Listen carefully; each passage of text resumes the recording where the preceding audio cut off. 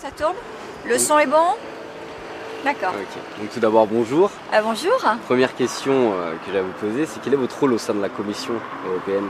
Alors je représente la Commission européenne à Marseille. C'est-à-dire que nous avons dans chaque État membre une représentation dans la capitale et puis pour les grands États membres, dont la France, une représentation régionale, donc elle est à Marseille. Donc voilà, alors je suis la représentante, c'est-à-dire que je vais, je dirais, personnaliser l'institution ici sur le terrain. D'accord. Okay. Alors moi j'ai fait un tour sur le site internet de la Commission européenne et donc j'ai pu voir que vous avez une campagne qui s'intitule en gros, savez-vous ce que l'Europe sociale peut faire pour vous? Vous pouvez me décrire un peu ce que ça veut dire Europe sociale? Parce que j'ai eu du mal avec les termes, je connais Europe, je connais sociale, mais est-ce qu'il y a une définition? Ce qu'on veut montrer, c'est que l'Europe fait beaucoup de choses sur le plan social, que ce soit en termes d'emploi, de formation, pour la jeunesse, la lutte contre les discriminations. Il y a tout un panorama d'actions. Donc pour nous, c'est l'Europe sociale. Et on va montrer ici pendant 3 jours à Marseille, la semaine prochaine, de l'autre côté, Cour-Estienne-d'Orve, en quoi ça consiste et comment l'Europe sociale, elle est présente ici sur le terrain, comment nous intervenons directement ou indirectement. Alors, je te donne un exemple. Tu connais le musée de l'art antique, musée départemental où on a fait des découvertes assez extraordinaires récemment, des découvertes archéologiques. Et bien devant ce musée, on est en train de construire un jardin d'inspiration romaine, donc qui est fait sur les textes de Pline le Jeune. Et c'est en fait un chantier d'insertion qui est financé par l'Union européenne, où on a 30 personnes qui étaient au RMI ou qui étaient donc en exclusion sociale et qui pendant un an ont eu une formation dans les métiers agricoles et dans les métiers de la botanique, donc qui ont construit, qui ont réalisé ce jardin.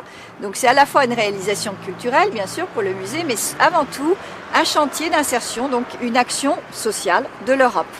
Justement, moi ces actions sociales de l'Europe, ça me pose un peu un problème. Je pense que l'action sociale, par définition, prend son sens et devient efficace que lorsqu'elle elle peut être traduite par la proximité. On le voit en France, où, alors sans accaparer pour, on va dire, la gauche française, le symbole des valeurs sociales, hein, c'est quand même un grand problème. Les gens n'arrivent plus à s'identifier et ont du mal à se dire je vais être solidaire, je vais prendre l'exemple de payer ses impôts pour que mon camarade lillois profite des bienfaits de la réinsertion dans le travail. On me dit c'est encore pire en Europe. L'exemple que j'ai très parlant, c'est l'Espagne qui, Monsieur Aznar et pour Monsieur Zapatero, pour arriver au pouvoir, a donné plus on va dire de l'aise aux régions, a donné plus d'autonomie aux régions pour que justement les gens se sentent impliqués en se disant moi je suis prêt à m'investir, je suis prêt vraiment à m'investir dans le social quand ça concerne les gens qui sont comme moi, les gens de Marseille, les gens de voilà, ou autres. Et plus que dans d'autres, dans un cas où c'est l'Europe, où c'est ce grand continent, où finalement c'est des gens qu'on connaît peu. C'est le cas de l'Europe de l'Est aussi, où les pays fragmentés sont très forts et se sont agis parce que c'est une histoire récente et que les gens se sentent repus. Alors, ce qui est compliqué justement dans l'Europe, l'action de l'Europe, c'est qu'on ne sait pas très bien qui fait quoi, comment et quelle est la concrétisation sur le terrain. Et ce que nous voulons montrer la semaine prochaine, c'est qu'il y a des politiques qui sont décidées au niveau européen, mais la mise en œuvre, elle se fait régionalement. Et donc, cette région notamment, région PACA et Marseille, bénéficie directement de l'action européenne. Ça va directement aux citoyens marseillais de la région, mais que personne ne le sait. Donc ce qu'on veut, c'est montrer ce qui est fait. Par exemple, un demandeur d'emploi qui va au Pôle emploi. En fait, ce qu'il faut savoir, c'est que le Pôle emploi, il a des financements de l'Europe. Donc nous intervenons parallèlement, mais le citoyen, si on ne lui dit pas, il ne le sait pas. Donc d'où cette idée très confuse de qu'est-ce que fait l'Europe. Notre objectif la semaine prochaine, c'est de montrer concrètement où elle est l'Europe, ici, à Marseille et dans la région. On est là pour montrer ce que fait l'Europe.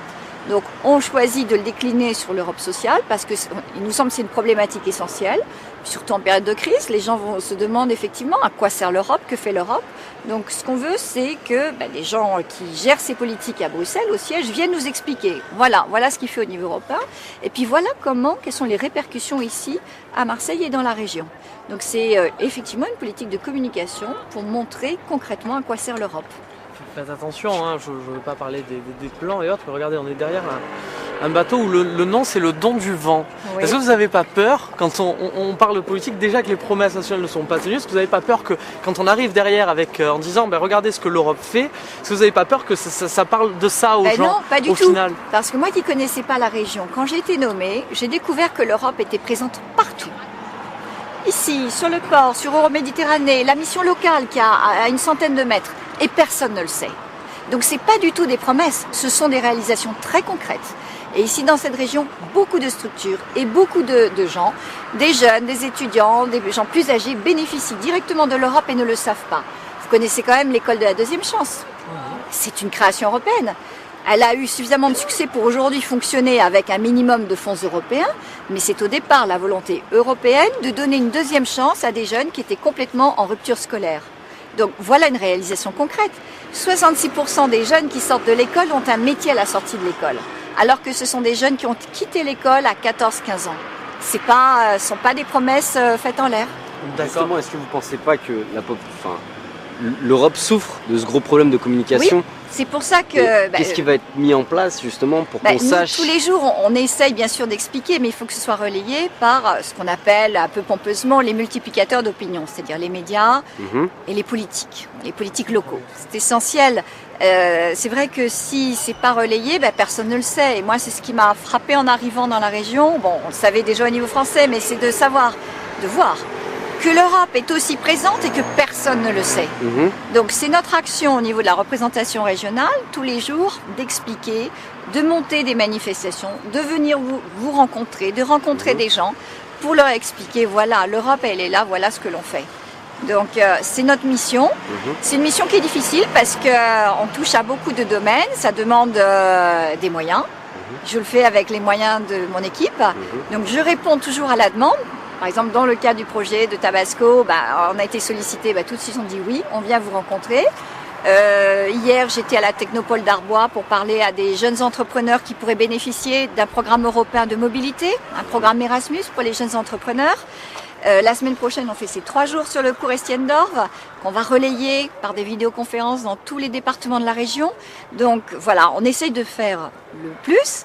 Évidemment, j'aimerais encore plus, mais on a une équipe relativement réduite de 6 personnes, donc 7 avec moi, pour couvrir une région quand même de 4,5 millions d'habitants. Voilà, donc on fait ce que l'on peut avec les moyens que l'on a.